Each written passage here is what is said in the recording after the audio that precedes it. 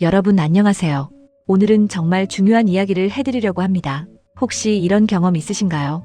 열심히 일하는데 돈이 모이지 않고 뭔가 계속 새어나가는 것 같은 느낌이요. 아무리 노력해도 성과가 나지 않고 집안에 자꾸만 크고 작은 다툼이 생기는 경험 말입니다. 저도 예전에 그랬습니다. 분명히 열심히 사는데 왜 이렇게 안 풀리나 싶었죠. 그런데 풍수 인테리어를 공부하면서 깨달은 게 있어요. 우리가 매일 사용하는 화장실, 이 공간이 생각보다 훨씬 중요하다는 겁니다. 현대 풍수학이 어떻게 만들어졌는지 아시나요? 과거 전통 풍수학을 기본으로 하면서 현대의 편리성과 필요성을 접목했어요. 여기에 부잣집들의 인테리어, 비밀과 심리학적 원리까지 더해진 겁니다. 그래서 요즘 풍수 인테리어를 전문으로 하는 건축가들이 정말 많아졌죠. 이분들이 공통적으로 하시는 말씀이 있어요. 화장실은 집안의 재물운을 담당하는 가장 중요한 공간 중 하나라는 겁니다. 주방과 함께요.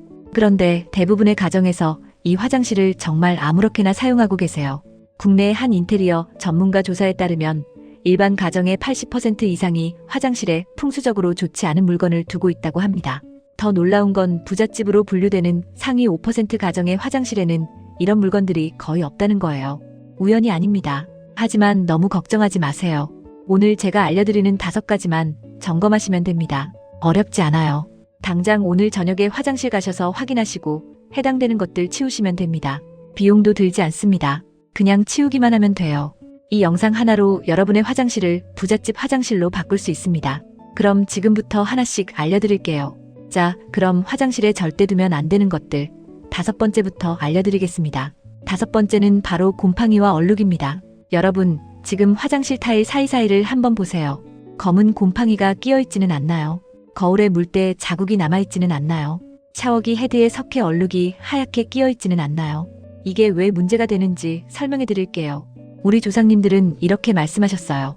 집안에 거미줄이 보이고 쓰레기가 보이면 그 집은 폐가나 다름없다고요. 곧 망해갈 집이라고요. 화장실에 곰팡이와 굳은 얼룩이 바로 현대판 거미줄이고 쓰레기인 겁니다. 이건 풍수적인 이야기만이 아니에요.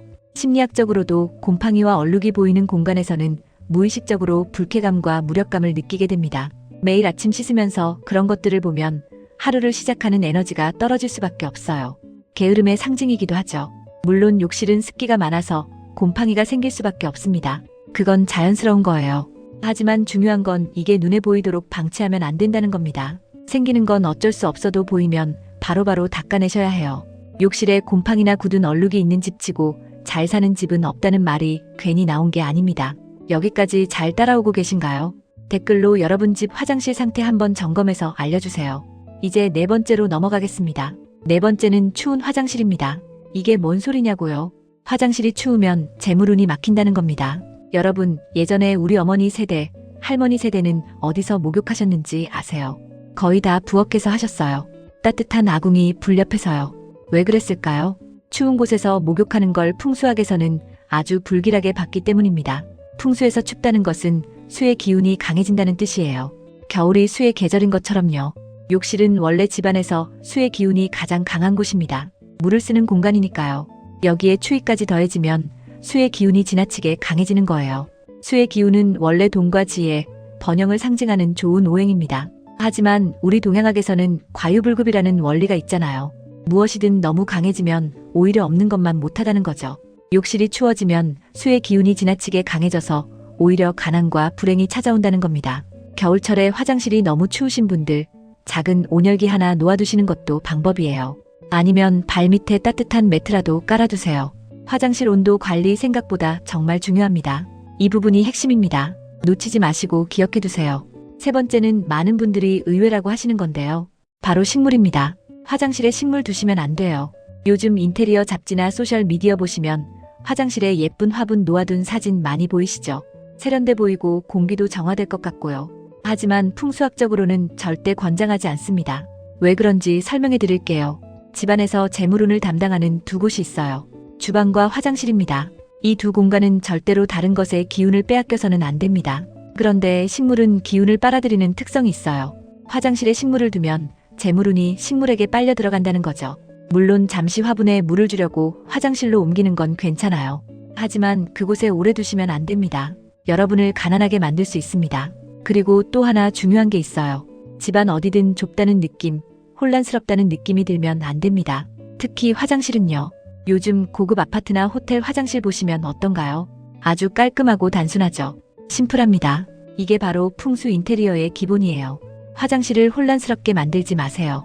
여러분 중에 화장실에 화분 두신 분 계시면 댓글로 알려주세요. 오늘 당장 다른 곳으로 옮기시는 게 좋겠습니다. 자, 이제 두 번째입니다. 이건 정말 많은 분들이 해당되실 거예요. 두 번째는 열려있는 것들입니다. 화장실에는 열려있는 게 있으면 안 됩니다.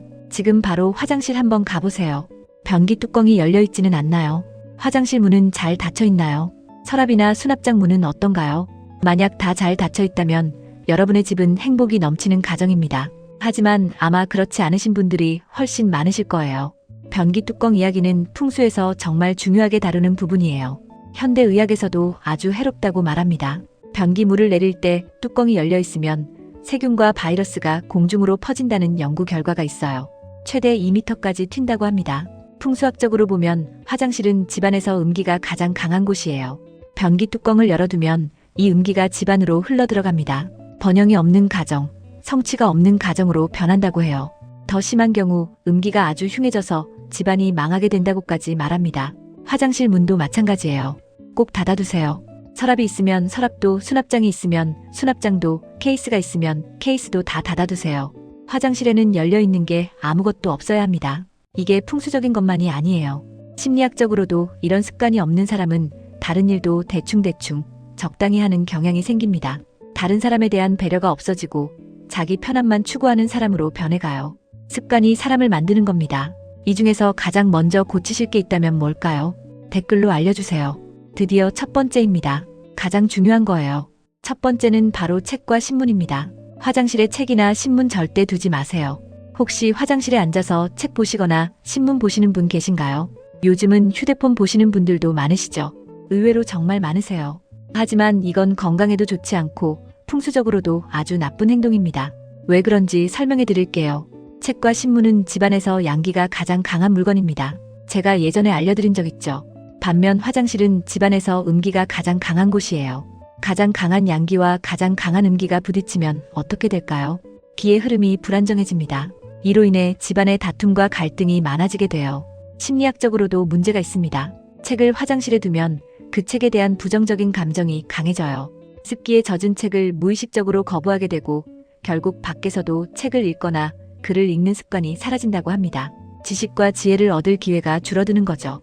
물론 책을 들고 들어가서 잠깐 읽는 건 괜히 그리 해롭다고 하지 않아요. 문제는 책이나 신문을 화장실에 두는 겁니다. 양기를 소멸시키는 행동이에요. 이 집안의 번영과 성취가 멀어지게 됩니다. 여러분, 지금 화장실에 책이나 잡지 놓여 있으면 당장 치우세요. 오늘이요.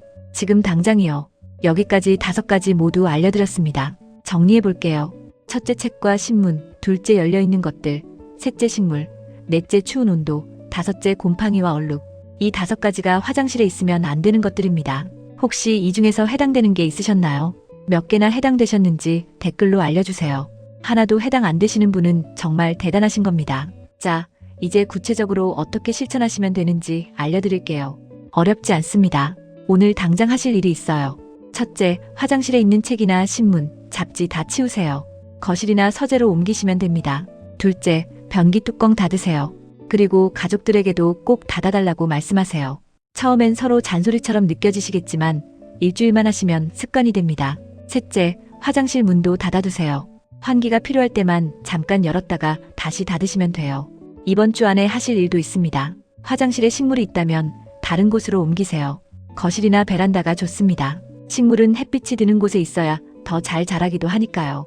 그리고 곰팡이나 얼룩 점검해보세요. 타일 사이, 거울, 샤워기 헤드, 수도꼭지 주변 확인하시고 발견되면 바로 닦아주세요. 많은 분들이 궁금해하시는 부분이 있어요. 휴대폰은 어떠냐고요? 사실 휴대폰도 화장실에서 오래 보시는 건 권장하지 않습니다. 다만 책처럼 화장실에 두고 나오시는 분은 거의 없으시잖아요. 그래서 책만큼 심각하진 않지만 화장실에서 휴대폰 보는 시간은 줄이시는 게 좋겠습니다. 또 이런 질문도 자주 받습니다. 화장실 방향제나 디퓨저는 괜찮으냐고요? 네, 이건 괜찮습니다. 오히려 좋은 향기는 음기를 정화하는 데 도움이 돼요. 다만 너무 많이 두셔서 화장실이 어수선해 보이면 안 됩니다. 하나 정도만 깔끔하게 두세요. 겨울철 화장실이 너무 추우신 분들은 작은 온열기를 사용하시거나 따뜻한 발 매트를 깔아두세요. 수건도 미리 따뜻하게 데워두시면 좋고요. 화장실 온도 관리가 생각보다 중요합니다. 마지막으로 청소 주기에 대해 말씀드릴게요. 곰팡이 방지를 위해서는 일주일에 한 번은 화장실 전체를 닦아주시는 게 좋습니다. 매일 하기 어려우시면 샤워 후에 물기만이라도 닦아주세요. 환기도 중요합니다. 샤워 후에는 2~30분 정도 환기시켜주시고 그 후에는 문을 닫아두세요. 완벽하게 다 하려고 하지 마세요. 하나씩 천천히 시작하셔도 됩니다. 오늘은 책만 치우시고 내일은 변기 뚜껑 닫는 습관 들이시고 이렇게 조금씩 바꿔가시면 됩니다. 2~3주 후에는 자연스럽게 습관이 되어 있을 거예요. 오늘 기억하실 것은 단 하나입니다. 화장실은 재물운을 담당하는 중요한 공간이라는 거예요. 이곳을 어떻게 관리하느냐에 따라 집안의 기운이 달라집니다. 어떤 분들은 이렇게 생각하실 수도 있어요. 에이, 그 정도 가지고 뭐가 달라지겠어 라고요. 하지만 여러분 꼭 아셔야 합니다. 세상에 이유 없는 결과는 없어요. 평소에 어떤 습관을 가지고 사느냐에 따라 번영할 사람과 그렇지 않은 사람이 나뉘는 겁니다. 화장실을 아무렇게나 쓰시는 분은 다른 것도 함부로 하시게 돼요. 이런 것들이 모이고 모여서 결국 그 사람의 인생을 만들어가는 겁니다. 반대로 작은 것 하나도 정성스럽게 관리하시는 분은 다른 일도 그렇게 하시게 되고 결국 좋은 결과를 얻으시게 돼요. 어렵지 않습니다. 오늘 알려드린 5가지만 점검하시면 됩니다. 책과 신문 치우시고 변기 뚜껑과 문 닫으시고 식물 옮기시고 따뜻하게 유지하시고 깨끗하게 관리하세요. 이것만 하셔도 여러분의 집에 알 수 없는 재물운이 들어오기 시작할 겁니다. 여러분, 오늘 영상 어떠셨나요? 댓글로 꼭 알려주세요. 오늘 알려드린 5가지 중에서 몇 개나 해당되셨는지, 어떤 것부터 고치실 건지 댓글로 남겨주시면 제가 하나하나 읽어보겠습니다. 이미 실천하고 계신 분들은 경험을 공유해주세요. 다른 분들께 큰 도움이 됩니다. 이 영상이 도움이 되셨다면 좋아요와 구독 부탁드립니다. 알림 설정까지 해두시면 새로운 풍수 인테리어 정보를 가장 먼저 받아보실 수 있어요. 주변에 집안 운이 안 좋다고 고민하시는 분이 계시다면 이 영상 공유해주세요. 다음 영상에서는 거실에 두면 좋은 것과 나쁜 것에 대해 알려드리겠습니다. 오늘 알려드린 이야기 꼭 명심하시길 부탁드리며 늘 올바른 지식을 여러분께 전하도록 노력하겠습니다. 긴 시간 함께 해주셔서 감사합니다.